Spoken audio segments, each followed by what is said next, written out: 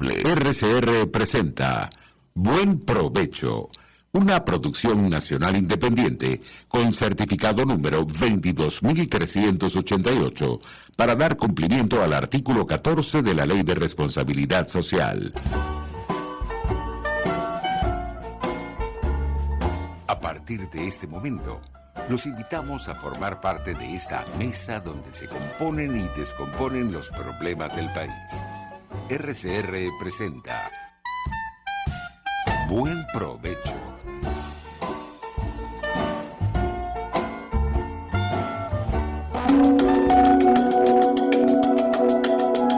Monitor de Derechos Humanos, con el abogado penalista Fernando Fernández. Importante la memoria, por si acaso, y después seguimos nosotros. Buen mediodía y buen provecho. Les deseamos a todas las personas que nos escuchan. Les habla Fernando Fernández, director y moderador del Monitor de Derechos Humanos. Encantado de estar con ustedes. Seguidamente los créditos. Dirección General de la Estación, Jaime Nestares. Gerencia de Producción, Wilixa Arcaya. Producción del programa, Génesis Rodríguez. Controles, Gregorio González. Y en la conducción, Fernando Fernández. Este programa está en todas las plataformas digitales rcr750.com, @rcr.tv y @rcr750. En YouTube, rcr750. Esta es la radio que se ve. El Monitor de Derechos Humanos también está en Twitter, @dhmonitor, @fm_Fernández, y las etiquetas son hashtag Monitor de DH, hashtag Observa Atrocidades. En Instagram estamos en @DHMonitor. Hoy, miércoles 1 de junio de 2022, contamos con dos invitadas de lujo. Son Rosa Orozco y Marta Tineo, ambas presidenta y directora de Justicia, Encuentro y Perdón Venezuela, JEP Venezuela, y vamos a hablar de un tema palpitante. Vamos a hablar de la construcción de la memoria colectiva desde la experiencia de víctimas y sobrevivientes. ¿Cómo están Rosa y Marta? ¿Cómo están ustedes? Adelante, Rosa. Bien, doctor, muchísimas gracias por habernos invitado. Es un honor para nosotros, para que usted siempre pendiente de lo que es la víctima y lo que es la memoria histórica, que siempre tenemos que recordar, y que la víctima, como nosotros, siempre mantendremos presente por lo que nos quede de vida para seguir adelante. Sin duda alguna. Marta, ¿cómo estás? Muy bien, doctor. Siempre agradecida con usted por darnos este espacio y, como dice Rosa, pues por siempre tener en cuenta el trabajo de nuestra organización, que al final busca dar voz a las víctimas, pero además mostrar cuáles son sus reales demandas, no solo en cuanto a justicia, sino en la necesidad de construcción de memoria. También es una forma de hacerle justicia. Sí, claro. Estamos en este tema porque se trata del principio primordial pro víctima. Es decir, un cambio radical, un cambio realmente fundamental de apreciación de los derechos humanos centrado en las víctimas, que tiene que ver con la justicia penal, la política criminal, en fin, con todos los hechos derivados del Estado, pero que afectan a la ciudadanía. Entonces, se trata del principio pro víctima. Bueno, quisiera comenzar a hablar, en principio, un poco para enterar a la audiencia de qué es Justicia, Encuentro y Perdón y cómo nace, para luego entrar en el tema del museo. Adelante, Rosa. Bueno, Justicia, Encuentro y Perdón es una ONG que a partir del 2017 fue conformada. Este es un trabajo que se viene realizando desde el 2014, cuando muere Geraldine, mi hija, asesinada por la Guardia Nacional, donde Geraldine y varios muchachos fueron asesinados en estas protestas que hubo en el 2014. Y ahí en adelante nos unimos varios familiares de víctimas, donde levantamos la voz para pedir justicia por nuestros hijos. Y de ahí en adelante sabemos todo lo que ha venido sucediendo en Venezuela desde el 2014 hasta la fecha. En el 2017 se funda, y como siempre lo he dicho, Justicia, Encuentro y Perdón no son tres palabras por decirlas. es una palabra como la justicia, que es lo más importante, que es lo que queremos la víctima, un encuentro, porque yo creo que la reconciliación entre nosotros los venezolanos es muy importante, y el perdón es una palabra muy fuerte, que mucha gente no le gusta pues, escucharla en este momento, pero creo que es muy importante porque yo siempre le he dicho que el perdón es de nosotros, el perdón es para la víctima, es para liberarse y para seguir adelante, y ese perdón es lo que yo siempre he dicho, el perdón no significa renunciar a la justicia, y de ahí en adelante nos hemos conformado estas familias donde hemos pedido por todos nuestros hijos, y de ahí Justicia, Encuentro y Perdón ha realizado diferentes actividades, entre ellas psicológicas, foros, hemos atendido a lo que es la memoria histórica de nuestros muchachos, y por eso es que es tan importante para nosotras Justicia, Encuentro y Perdón. Marta seguirá hablándoles lo que constituye penalmente y ya en un equipo conformado de lo que significa Justicia, Encuentro y Perdón. Adelante, Marta. Sí, bueno, creo que Rosa lo ha expresado perfectamente bien.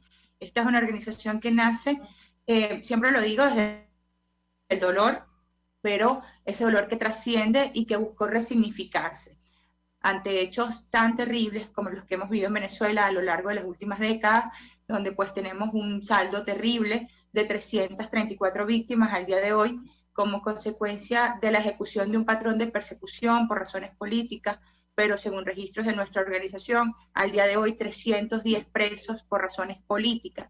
Pues definitivamente entendíamos que debíamos resignificar ese dolor, debíamos reunir a las víctimas, digamos, canalizar todas sus demandas. Y como lo dice Rosa, entonces cobran fuerza estas tres palabras, justicia, y en ese sentido, pues nuestra organización documenta y presenta demandas de justicia ante instancias nacionales e internacionales, no solo en casos de ejecuciones extrajudiciales o asesinatos en el contexto de manifestaciones pacíficas, sino en casos de prisión por razones políticas, torturas, desapariciones forzadas.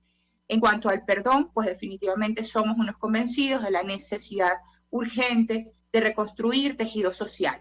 Y en ese sentido, nuestra primera labor ha sido no solo agrupar a las víctimas, sino empoderarlas en materia de derechos humanos. Un motivo de gran orgullo para nosotros siempre es que las víctimas han transitado el camino, y al día de hoy muchas víctimas que agrupa la organización se han convertido en activistas de derechos humanos. Y bueno, tenemos a una Rosa Orozco que de víctima se convierte en una activista de derechos humanos, pero no solamente Rosa. Al día de hoy tenemos 27 delegados de nuestra organización a nivel nacional, todas víctimas que justamente se han formado en materia de derechos humanos, con cursos de capacitación que dicta la organización, y al día de hoy pues realizan activismo. Y en la palabra encuentro, como dice Rosa, porque también estamos convencidos de que el odio y la sed de venganza y la retaliación mucho es lo que nos trajo a esta terrible crisis sin precedentes en materia de derechos humanos. No es condenarnos a repetir ciclos de violencia, no es cruzar la línea de víctima a victimario y repetir los errores del pasado, sino que es transformar, resignificar ese dolor en búsqueda de justicia, en búsqueda de reconciliación y de reconstrucción de tejido social, y en búsqueda de sanar heridas sociales, que es lo que nos va a garantizar que esos ciclos de violencia no se repitan. Y ahí el tema de la construcción de memoria histórica, de memoria jurídica, de memoria cultural, es fundamental. Sí, me llama la atención, Marta, que hablas del odio de venganza. Eso incluye entonces el resentimiento social, racial, político, en fin, resentimiento en general. Así es, doctor, así es. Y entendemos que esa no debe ser el motor que impulse reales, legítimos y perdurables procesos de reestructuración y de reconstrucción del tejido social. Si esa fuera la premisa, si ese es el motor, de nuevo, nos estamos condenando a repetir interminablemente ciclos de violencia, pero al mismo tiempo, como lo mencionaba, también pues corremos el riesgo como sociedad de transitar de víctimas a victimarios. Y entonces, pues, al final las heridas sociales no se sanan, y al final, pues, no va a haber una verdadera superación de la crisis. Entonces, por eso la memoria es fundamental. La memoria que no es que insiste en devolverte a un pasado ingrato y a regodearte en la herida y en el sufrimiento, no. La memoria que te permite mirar hacia el futuro con ojos nuevos y con el aprendizaje que te dejó ese daño. Con la convicción además de honrar a las víctimas, de que haya justicia, de que no haya impunidad, pero al mismo tiempo de robustecer el tejido social al punto de que como sociedad no nos condenemos que ese pasado que pretendemos superar. Sí, da la impresión entonces que parten de la premisa según lo cual lo importante es la justicia, no la venganza, no la ejecución de resentimientos, sino buscar que funcionen entonces los mecanismos formales de justicia. ¿Eso es así o hay otros mecanismos no formales de justicia? Pues nosotros entendemos y hemos activado a lo largo del trabajo que hemos realizado desde la organización, por supuesto que hemos activado los mecanismos de justicia. Y por eso decía que en torno a la palabra justicia propiamente, nosotros hemos hecho una documentación exhaustiva de muchos de estos casos de ejecuciones extrajudiciales en el contexto de manifestaciones pacíficas, detenciones arbitrarias, desapariciones forzadas, torturas en caso de prisión política. Entonces, esos mecanismos judiciales están activados por nuestra organización, tanto nacional como internacionalmente. Pero entendemos que, digamos, como desde una visión mucho más amplia, no podemos o no debemos limitarnos solamente a la activación de esos mecanismos, sino que hay otros que tienden a esa construcción de memoria histórica, a esa construcción de memoria cultural que narre la verdad. Para las víctimas, y Rosa que está acá con nosotros, ella siempre, digamos, nos marca esa línea desde su condición de víctima. La verdad es fundamental, la verdad sana, y la verdad te da una conciencia clara del daño y en consecuencia te protege a sufrir esos nuevos daños. Entonces, por supuesto, allí es necesaria esa narración, no solo procesal, de cada uno de estos casos. No se trata solo de la verdad procesal, que debe debatirse sin duda en instancias de justicia y que debe escribirse en instancias de justicia a través de todos los mecanismos procesales que existen para ello, sino que también tiene que haber una narración social de ese daño. Tiene que haber una verdad que construyamos todos quienes formamos parte de esta sociedad. Tiene que ser una verdad escrita por muchas plumas y que al final todos tengamos conciencia de eso que nos pasó, de las causas que generaron todos esos daños y nuevo, de procurar, en consecuencia, no repetir esos errores. Y para eso, entonces, nuestro trabajo permanente de no olvidar, de no dejar atrás esas historias, de no permitir que un país, una sociedad como la nuestra, tan convulsa, que se llena de acontecimientos diariamente, pues se vaya quedando aquello y se vaya llenando de polvo, y al final entonces lo dejamos simplemente atrás. Es como una herida que le ponemos la curita, pero no la desinfectamos, y que más pronto que tarde va a resurgir seguramente con un daño mucho más profundo, con un daño mucho más severo, y que definitivamente no nos va a permitir continuar. Sí, da la impresión entonces que tratan de ir a fondo, ir a la raíz, y eso me pone entonces en el piso para preguntar cuál fue la fuente de inspiración, porque yo me imagino que ustedes conocen experiencias y se inspiran en algunas de ellas, ¿no? Pero ¿cuál fue la inspiración fundamental para ustedes en esta materia? Yo creo que aquí lo primero que hay que poner en claro es que son vidas de venezolanos que levantaron la voz. Son muchachos que nacieron en un sistema que no estaban de acuerdo.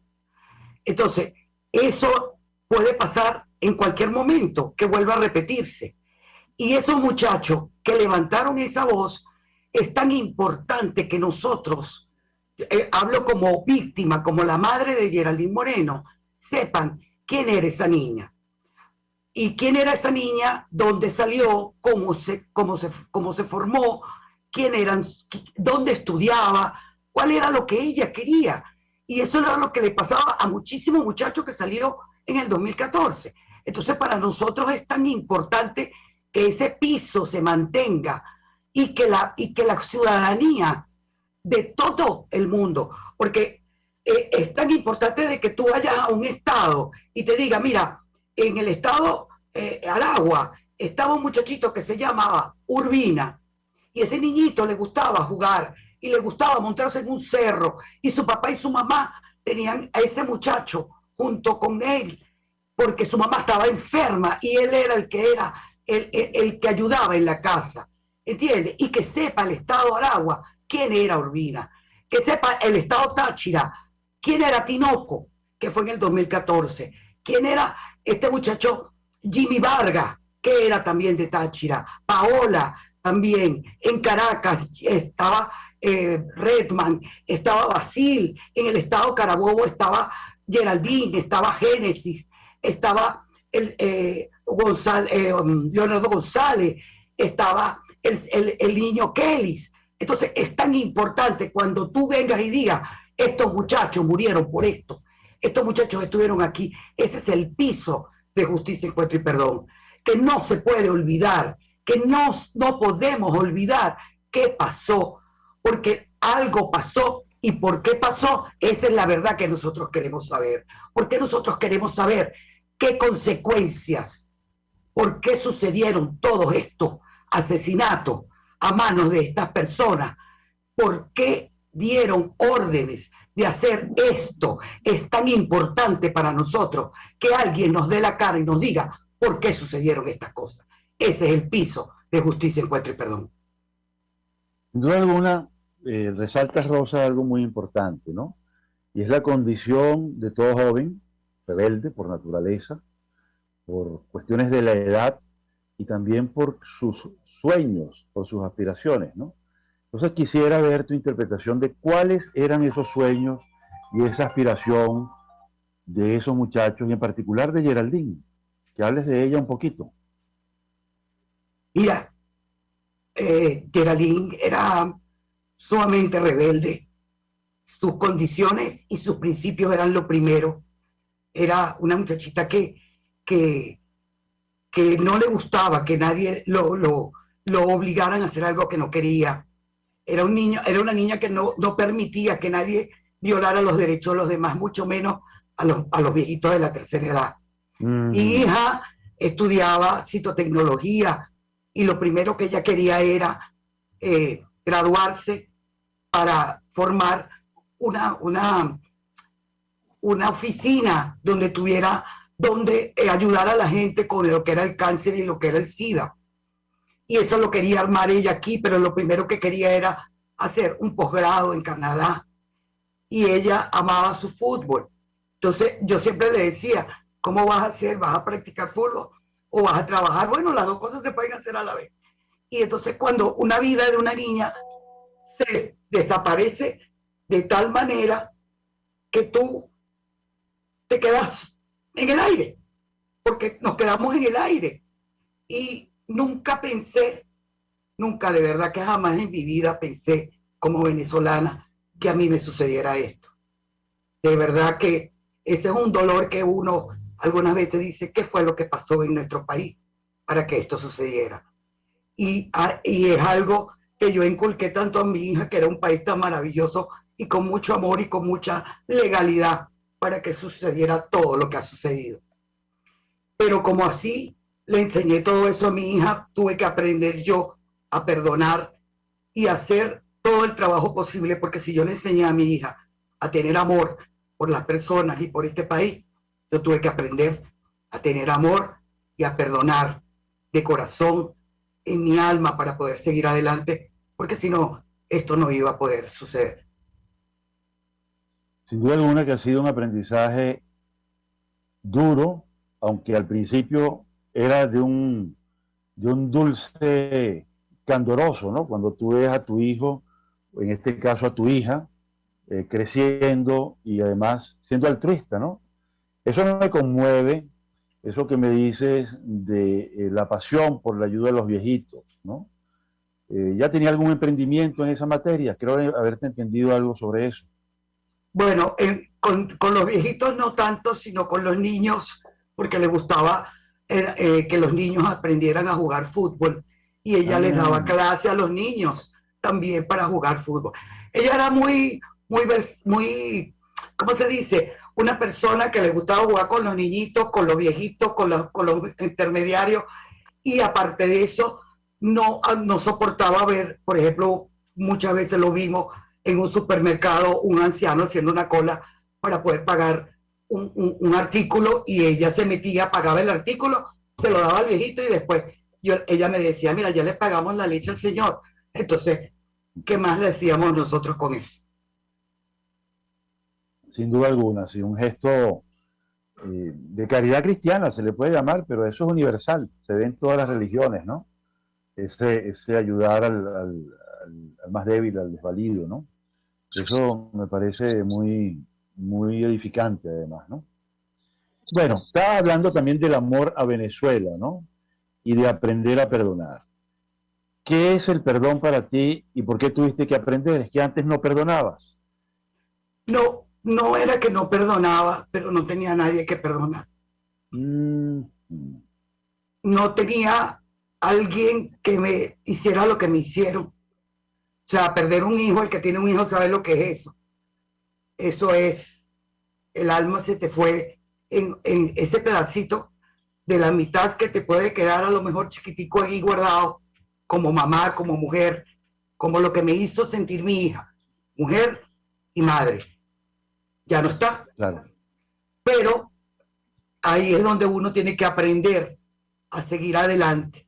El perdón es algo que siempre hemos trabajado en mi casa, en mi familia. Somos muy católicos cristianos, creemos en la Virgen y Dios sobre todas las cosas. Y aprendimos que en nuestro corazón nunca hay odio, ¿no? Porque nos poníamos bravas y a los 5 minutos estábamos hablando, ¿no? Pero esto ya sobrepasa todo y es un dolor que tienes que seguir adelante. Y ese dolor, por más que tú quieras, te retrae, te quita la manera de seguir adelante. Por eso es que aprendí a quitar ese dolor, a seguir adelante y pensar que esto es lo que me ayuda a mí seguir pidiendo justicia por mi hija. Sí. Señora, sí. Perdón. Señalas algo muy importante, que es la cultura, ¿no? Y el aprendizaje previo para cosas menores, como acabas de mencionar, luego aplicado a cosas peores y mayores, que es el caso de la muerte desastrosa, el asesinato de una hija, ¿no? Pero querías decir algo, Marta, adelante. Sí, que digamos, complementando lo que plantea Rosa, el perdón pues desde esa experiencia muy personal, pero que luego consideramos necesario que se convierta en una experiencia social. El perdón, que como siempre lo menciona Rosa, y en esto pues debemos ser enfáticos e insistentes, el perdón no significa renunciar a la justicia. En consecuencia, el perdón no es impunidad. El perdón no es exculpar a los responsables de ofensas o de crímenes, todo lo contrario. El perdón es entender el daño, ser consciente del daño y procurar justicia y reparación de ese daño. Solo que, de nuevo, no desde el odio y no desde esa necesidad de yo hacerte lo que tú me hiciste, porque eso nos condena a ese ciclo de violencia y, como lo refería al comienzo, a cruzar la línea y pasar de víctima a victimario. Entonces no es que como a mí me asesinaron a un hijo, ahora yo voy a asesinar al hijo de otro. No es como a mi hijo lo metieron preso y lo torturaron, entonces ahora yo voy tras de ti y te voy a torturar. No, se trata de justicia. De justicia, se trata de memoria, pero se trata de sanar esa herida muy personal de Rosa y de todos quienes son víctimas indirectas de toda esta tragedia, pero luego transformarla en un perdón social, de nuevo, que nos lleve a sanar las heridas y a fortalecernos para no repetirlas. Es no cargar con el odio, Perdonar es un acto de valentía, pero de gente valiente, de gente que es capaz de sobreponerse al dolor para buscar justicia, pero además para trabajar en función de que otros, las generaciones futuras, no sufran los daños y las pérdidas que ellas sufrieron. Cuando una madre como Rosa te dice, yo perdoné, además de librarse ella del odio, está tratando de que tu hijo no sea víctima de lo que fue su hija. Y si ese ejercicio social no lo hacemos, pues definitivamente tendríamos a la vuelta de 15 o 20 años, y hay una experiencia nacional en ese sentido, donde entonces los nietos de esta generación van a ir tras los supuestos responsables de los crímenes de esta. Entonces no se trata de eso. Nosotros todos vimos en Venezuela en algún momento unas declaraciones de alguna persona que representa un liderazgo dentro de quienes ostentan el poder hoy día en Venezuela, que decía, bueno, esta revolución, todo este sistema político es nuestra venganza, porque nosotros fuimos heridos en el pasado. Entonces ahí te das cuenta de lo terrible que es no sanar esas heridas sociales, lo terrible que es la injusticia, lo terrible que es la impunidad, porque cuando no encuentras justicia, cuando no encuentras memoria, cuando no encuentras reparación integral y cuando no se generan garantías de no repetición, pues esas víctimas de hoy serán los victimarios del mañana. Y además desde una historia narrada desde la experiencia personal, que no necesariamente es la experiencia, digamos, nacional, ¿no? Entonces, por eso es tan importante la construcción de la memoria jurídica, pero también la construcción de una memoria histórica y también la construcción de una memoria cultural. Todas esas memorias, toda esa construcción es lo que nos va a dar una verdad que de alguna manera recoja todas las versiones individuales y que como sociedad entonces transitemos. Esa es la propuesta de nuestra organización, que no haya más Rosas. Y para que no haya más Rosas necesitamos gente como Rosa que esté sanada y que haya tenido el valor de perdonar y de trabajar porque esto no vuelva a ocurrir. Sí, sin duda alguna, ¿no? Yo creo que hay una relación total de interdependencia e indivisibilidad entre la memoria histórica, la social, que constituye todo lo que es la cultura, y también la jurídica, para que haya, digamos, una consolidación de eso, ¿no? Y luego cuidarla, porque el olvido, el negacionismo y la propaganda pueden echar todo abajo si uno se descuida. Pero bueno, vamos a entrar en el periodo de descanso un momentico. Vamos a unos anuncios institucionales y regresamos en unos minutos con la experiencia del Museo de la Memoria, esa iniciativa tan interesante que tienen ustedes en sus manos. Y bueno, empezamos con ello. Muchísimas gracias y ya regresamos con Rosa Orozco y Marta Tineo de Justicia, Encuentro y Perdón. Ya volvemos. Análisis, opinión, entretenimiento y mucho más. Escuchas Buen Provecho por RCR 750, la radio que se ve. Sintonícenos a través de Periscope, @RCR750, la radio que se ve. Cuando hablamos de Honda, hablamos de Distaci Motors, el concesionario Honda que pica adelante en precios, condiciones y servicio. Todo el personal de Distaci Motors, tanto técnico como de atención, está actualizado, capacitado y certificado permanentemente para atender correctamente tu vehículo. www.distaci-honda.com.ve. Distaci Motors, tu concesionario Honda en Los Palos Grandes. Hola, les saluda Alfredo Yuncosa y los invito a acompañarnos a Con Seguridad Radio, el programa pensado en la seguridad de los ciudadanos y las organizaciones. Con Seguridad Radio, todos los sábados a las 12 del mediodía, por RCR, la radio que se ve. Una palabra bien dicha y en el momento oportuno puede hacer la diferencia. Palabras sueltas pueden no significar nada, pero juntas pueden mover el mundo. Palabras más o menos me estás dejando.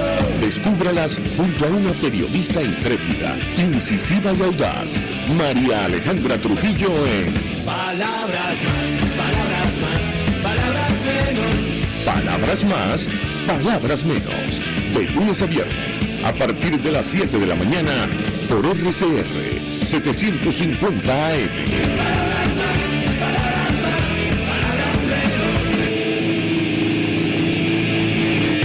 Pluralidad contigo, respeto contigo, responsabilidad contigo, libertad contigo.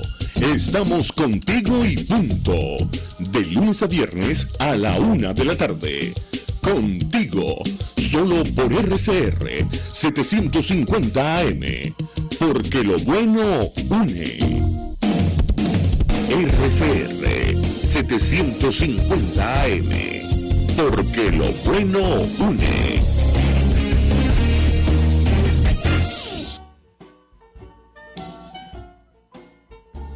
Usted escucha Buen Provecho por RCR 750, la radio que se ve.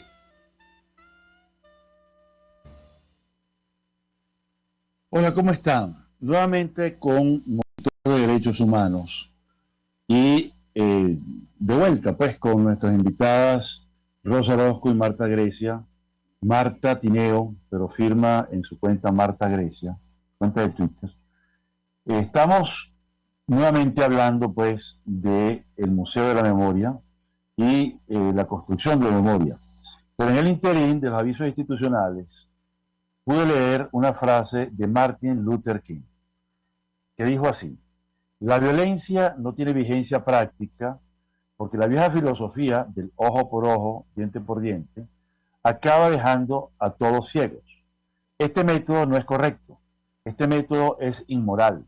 Es inmoral porque constituye una espiral descendente que termina en destrucción para todos. Es falso porque persigue la aniquilación del enemigo y no su conversión. Entonces, quería empezar aquí para luego entrar en ese proyecto tan interesante del Museo de la Memoria. ¿Qué piensan de esta frase? Va en sintonía con la filosofía de justicia, encuentro y perdón, ¿verdad? Mire, doctor Fernández, cuando después de 3 años de juicios largos de Geraldine, llegamos a conclusiones de juicio y a mí, como víctima, me dejan hablar. Por supuesto, yo estoy viendo a los guardias que le dispararon a Geraldine. Estos 2 guardias estaban sus esposas con sus 2 hijos, 2 bebecitos. En este tiempo ya ha pasado 8 años de la muerte de Geraldine y ya ha pasado 4 años que se hizo esto en el 2016, que fue la sentencia del caso de la gorra. Cuando yo veía a esas mamás con esos 2 niñitos, ahí fue donde yo no quería hablar, pero ahí fue donde yo me entré de valor y los perdoné delante de todo el mundo y me les quedé viendo y se los dije: esos 2 niñitos que están ahí, que quiero que me escuchen, también que me escuche su mamá, para que sepan que esto puede pasar en cualquier momento. Pero como madre, que de estos 2 niños son los que deben de inculcarle que esto no volviera a suceder más. Porque no es posible que un oficial con arma haga y haya hecho este asesinato que hizo. Y por eso los perdono. Me perdono a mí primero porque yo tengo que liberarme del odio y del resentimiento para poder seguir adelante. Y lo perdono a ustedes porque es lo que yo tengo que seguir o que tengo que sentir para poder seguir adelante. Entonces, yo le pude haber sacado el ojo, como dice Luther King, ahí le pude haber sacado el ojo al guardia y a la familia del guardia, pero creo que esa no es la vía donde nosotros podemos seguir adelante. Muy bien, y muy en consonancia con esta frase tan importante de Luther King, ¿no? El circuito de la violencia, ¿no? Y generar más odio y más rabia, que luego termina siendo, digamos, un ritornello, ¿no? Como dice él, es una cuestión descendiente, que vamos hacia abajo, hacia lo malo, hacia lo negativo, ¿no? Pero allí, perdón, doctor, es fundamental, ciertamente, desde esta cultura de no violencia y desde esta cultura de paz, no es menos cierto que el valor de la justicia no debe de ninguna manera comprometerse con ello. Lo que quiero decir es que ciertamente somos unos convencidos de esta cultura de paz y de esta cultura de no violencia, pero no desistimos de la justicia, porque la justicia es necesaria, ciertamente, para poder sanar esas heridas. O sea, una cosa no niega a la otra, en esto hay que ser enfáticos, es decir, tiene que haber justicia, y por eso en el segmento pasado hablábamos de cómo hemos activado mecanismos, digamos, convencionales a favor de esa justicia, y paralelamente, evidentemente, estamos tratando de propiciar, de propagar esta cultura de no violencia, esta necesidad de memoria, que además la memoria para nosotros tiene un doble valor, sin duda. Es, de una parte, integrar a las víctimas, porque Rosa lo pudiera decir en primera persona, y es lo que hemos recogido en los testimonios de Rosa, pero de las demás víctimas que atiende la organización. Necesita justicia, una justicia material, una justicia procesal, ciertamente, pero eso no lo es todo. Cuando Rosa recibió la sentencia condenatoria de quienes asesinaron a su hija, pues ella entendió que allí no estaba todo. Había necesidad de dar un paso hacia adelante. Y entonces pensamos en la reparación integral, que tiene que ver con homenaje, con tributo, con honra. Y por eso nosotros hemos insistido en esta frase: recordar es una forma de hacer justicia.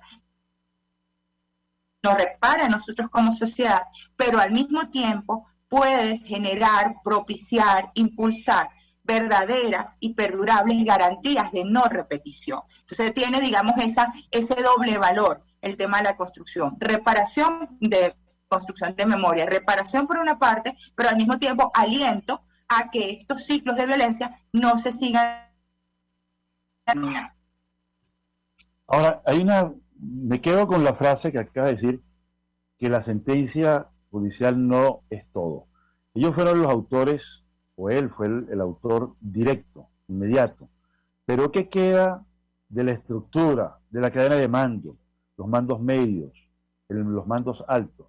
¿Qué ha pasado allí en ese caso? Sí, lamentablemente, doctor, en este sentido, y esto no escapa al caso de Rosa, sino que es común en todos los casos. Nuestra organización al día de hoy ha, como le digo, llevado un registro exhaustivo y ha documentado las 334 muertes que han ocurrido como parte de ese patrón de persecución por razones políticas. Me refiero tanto a ejecuciones extrajudiciales en el contexto de manifestaciones pacíficas, como también muertes selectivas a líderes de oposición o disidencia. Me refiero a casos como el de Óscar Pérez, o casos como el del concejal Fernando Albán, Acosta Arévalo, que estando en prisión política perdieron su vida. Entonces, nosotros hemos documentado estos 334 casos. De esos 334 casos, apenas un 5% ha sido juzgado y han sido condenados los autores materiales o perpetradores. Y hasta allí ha llegado, digamos, el avance en ese sentido.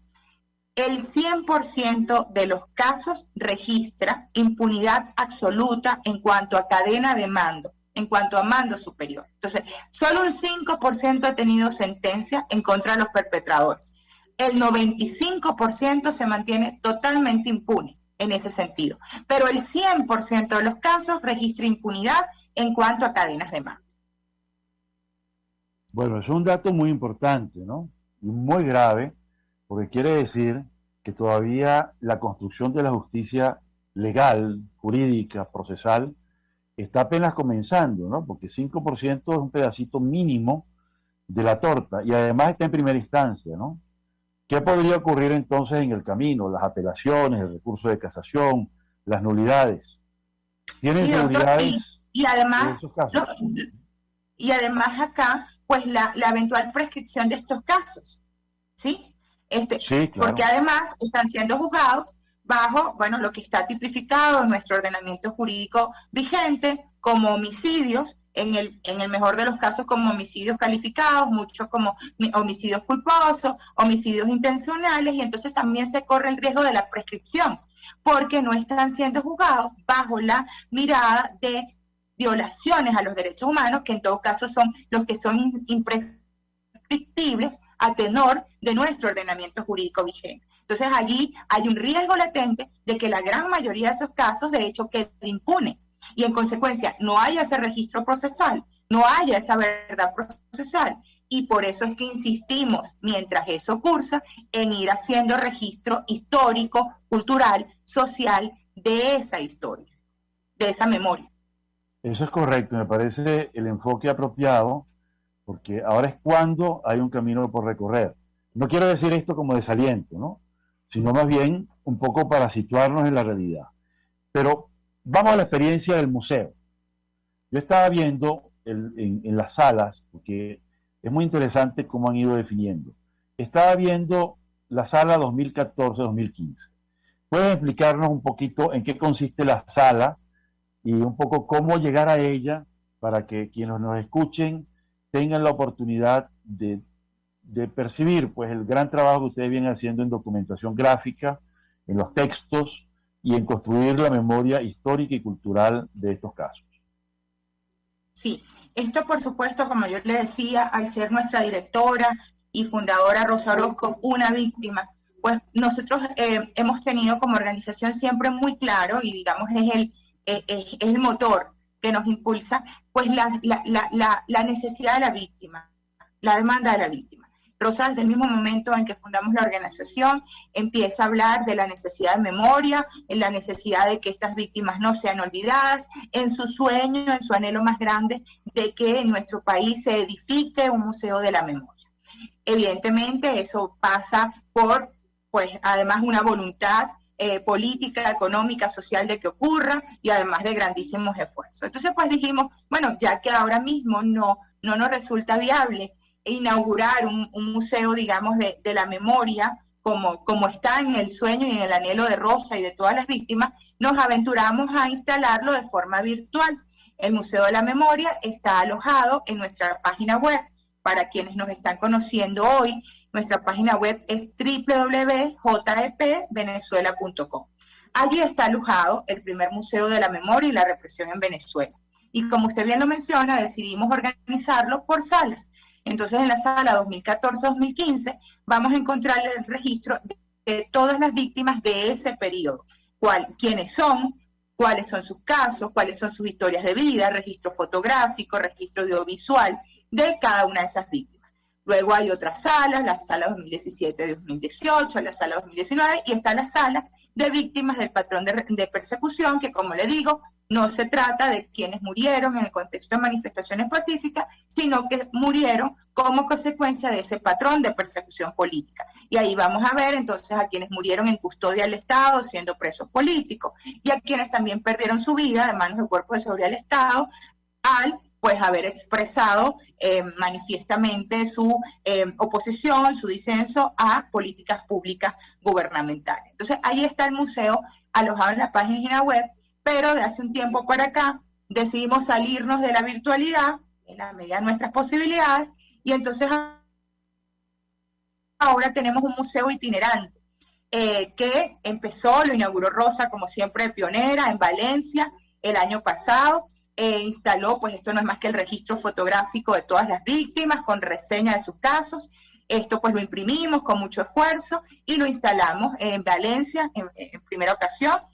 Hace una semana lo instalamos acá en Caracas, en la Plaza Indio Chacao, que aprovecho para decirles que nosotros como organización en el año 2017 colocamos unas placas en honor a las víctimas en los 6 estados en los que se registraba el mayor número de víctimas, y me refiero a Caracas, está colocada aquí en la Plaza Indio Chacao, en Valencia, en la Plaza Geraldine Moreno en Casajal, está en Mérida, está en Táchira, está en Zulia. Fuimos colocando esas placas y en la medida en que tenemos la posibilidad, siempre realizamos alguna actividad conmemorativa. El viernes entonces estuvimos en la Plaza Indio Chacao, ahí está colocada nuestra plaza y montamos nuestro museo itinerante acá en Caracas. Pretendemos seguir haciéndolo en diferentes zonas de la capital, en diferentes zonas del país. Queremos seguir haciendo esa muestra, queremos seguir recordando a los muchachos. Esta es además una manera de homenajear a sus padres, a sus familias que se mantienen pues en pie de lucha, en búsqueda de justicia, haciendo activismo. Entonces son ellos, como Rosa, quienes lo estarán instalando en otras zonas del país. Y acompañado al Museo de la Memoria que está en la página web, a este museo itinerante. También tenemos, la pueden ver en nuestra página web, un seriado de podcast y de crónicas, donde vamos narrando cada una de estas historias con el ánimo, de nuevo, que se conozcan esas historias de vida, que se sepa el estatus procesal que muestran esos casos actualmente y, digamos, generar sensibilidad social en torno a ese daño y en torno a la necesidad de recordar. ¿Y cuál ha sido la reacción frente al museo virtual y el itinerante? ¿Cuál genera más reacciones de quienes lo visitan o quienes están presentes? El Museo de la Memoria, el que está alojado, el virtual, el que está en la página web, bueno, hemos visto con muchísima satisfacción que ha ido creciendo el número de visitas, ¿no? Aquí sí tengo que hacer una acotación. Nuestra página web, lamentablemente, es bloqueada de forma sistemática desde la operadora ABA de CanTV. Tienen algún problema, algún momento para conectarse a nuestra página, pues deben hacerlo a través de otro servidor, porque pues, como les digo, permanentemente, periódicamente es bloqueada desde CanTV. Pero bueno, el Museo de la Memoria Virtual cada vez recibe más visitas, afortunadamente, y es por eso que tenemos el compromiso de estarlo actualizando periódicamente.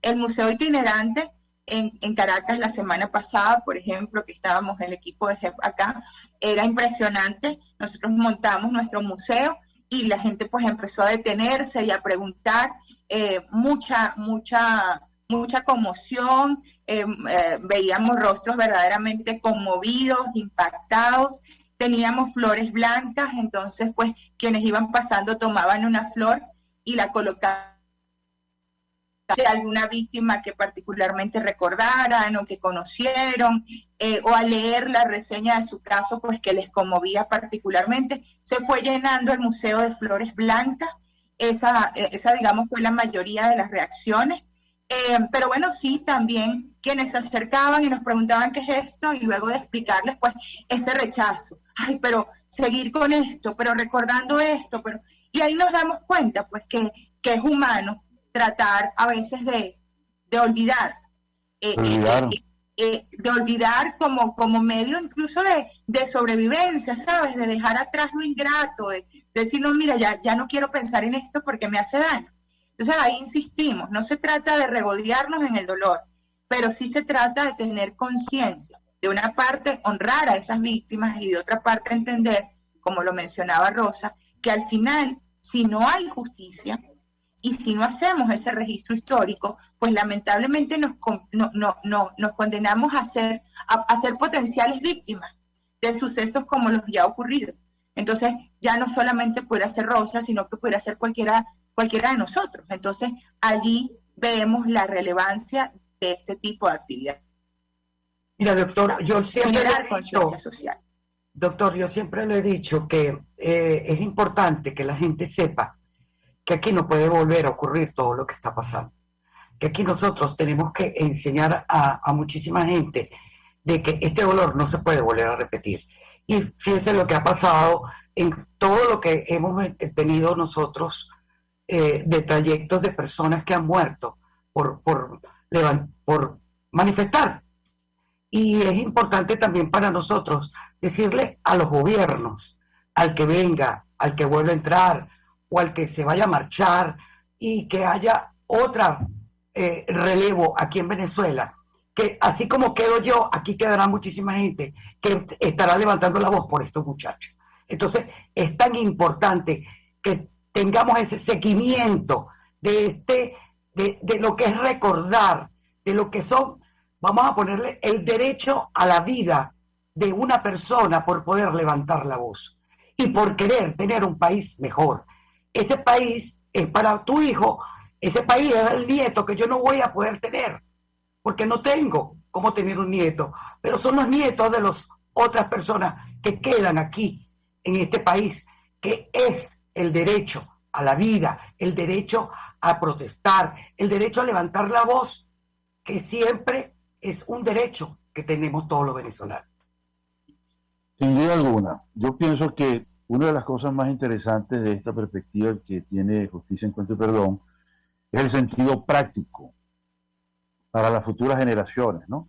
La transgeneracionalidad de los derechos humanos, que no solamente, que es parte pues de la universalidad, no solamente los que estamos vivos, sino los que vivirán, ¿ok? A futuro, los que vienen en camino, los futuros, ¿no?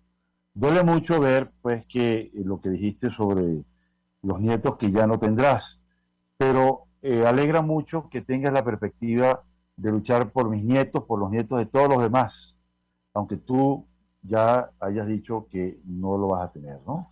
Eso me parece conmovedor y muy inspirador también. Bueno, estamos ya cerca de nuestro final, ¿no? Yo he visto en la página web que tienen varias salas, la de 2014, 2017, 2018, 2019, 2020, el tema de las víctimas de la persecución, los objetos de la memoria y el mapa de víctimas de la represión y persecución. ¿En qué consiste ese mapa? ¿Pueden hacer un resumen cortico de eso? Sí, ese mapa, doctor, también decidimos alojarlo en la página porque hemos insistido, y esto mucho en relación a nuestro trabajo de documentación y demandas de justicia, pues que se trata de un patrón de ataque sistemático, generalizado, contra grupos de la sociedad civil. Y la manera de mostrar que de hecho se trata de ese patrón es mostrar que desde el 2014 y hasta la presente fecha han ocurrido estas ejecuciones extrajudiciales en el contexto de manifestaciones pacíficas, pero siguiendo un patrón. Es decir, lo mismo que ocurrió en el 2014 en Valencia, estaba ocurriendo en Táchira, estaba ocurriendo en Caracas, y luego ocurrió en el 2015, y en el 2017, y en el 2018, y en el 2019. Entonces, este mapa es muy fácil de visitar, los invitamos. Allí usted puede decidir teclear el Estado. Y si teclea el Estado, bueno, le va a aparecer Carabobo con todas las víctimas del Estado Carabobo y un recuento del caso. Pero puede decir, bueno, mira, ¿dónde fue asesinado Armando Cañizales? Entonces teclea el nombre de Armando Cañizales e inmediatamente lo va a llevar el localizador al sitio donde cayó Armando Cañizales y en qué contexto ocurrió su muerte. Y así sucesivamente. O sea, el buscador le da para hacerlo por estado, por víctima o completo. Al abrir todo el mapa, si deja seleccionadas a todas las víctimas, se va a dar cuenta, como le menciono, que este patrón lamentablemente se ejecutó a nivel nacional. Ciertamente hay estados donde hubo mayor cantidad de víctimas, pero vemos, por desgracia, que el mapa de Venezuela desde el 2014 y hasta la presente fecha se tiñó de sangre. En estos días, pues,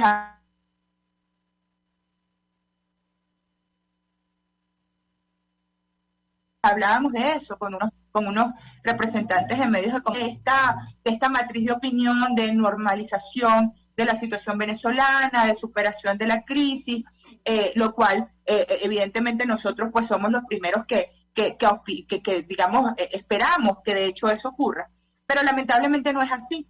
Esa normalización y esa superación de la crisis no es tal. Si vuelvo a decir que existe un 95% de impunidad respecto a los casos de ejecuciones extrajudiciales en el contexto de manifestaciones pacíficas, hay más de 300 presos políticos al día de hoy en las cárceles venezolanas. Eso te deja muy claro que la situación no ha mejorado.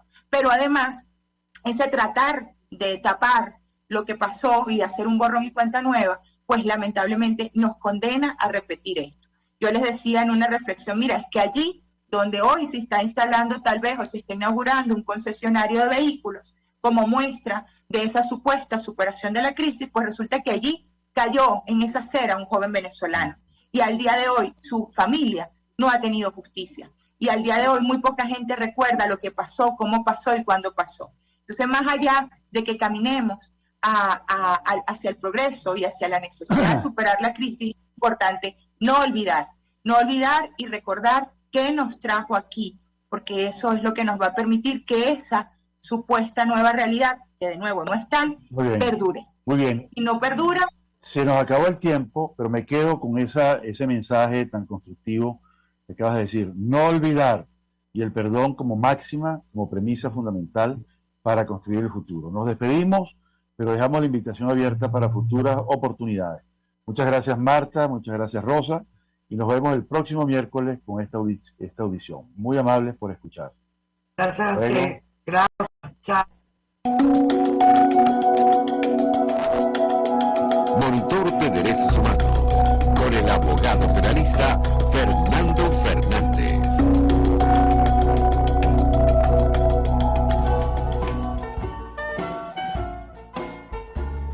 RCR presentó